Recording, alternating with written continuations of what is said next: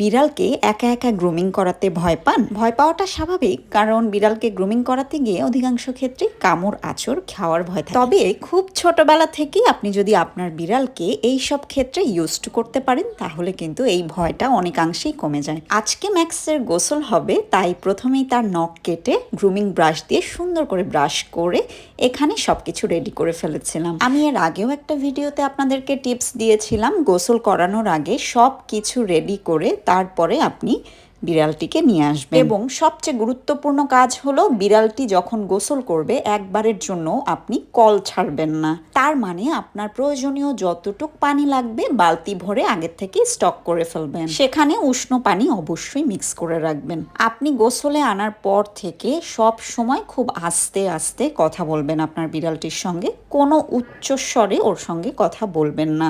আপনার উচ্চস্বরে কথা বলা শুনে ওরা কিন্তু ভয় পেয়ে যাবে। যেহেতু অলরেডি সে গোসল করছে, তার মানে সে একটা ট্রমার ভিতর দিয়ে যাচ্ছে। সেই সঙ্গে যদি আপনিও চিৎকার চেঁচামেচি জুড়ে দেন, তাহলে কিন্তু ওর ট্রমাটা বাড়বে, কমবে না।